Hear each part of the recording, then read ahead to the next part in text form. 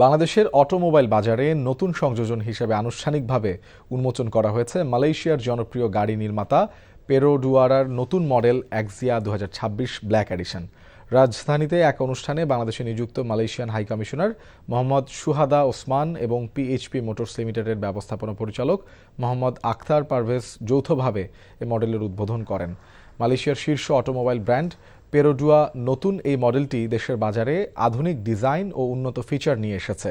PHP মোটরসের পক্ষ থেকে জানানো হয়, এক্সিয়া 2026 ব্ল্যাক এডিশন একটি প্রিমিয়াম 7 সিটার হ্যাচব্যাক, যা উন্নত স্টাইলিং, আকর্ষণীয় ব্ল্যাক থিম ডিজাইন এবং আরামদায়ক ড্রাইভিং অভিজ্ঞতা প্রদান করবে। গাড়িটি বিশেষ করে শহুরে ব্যবহারকারীদের জন্য উপযোগী করে তৈরি করা হয়েছে বলে জানান সংশ্লিষ্টরা।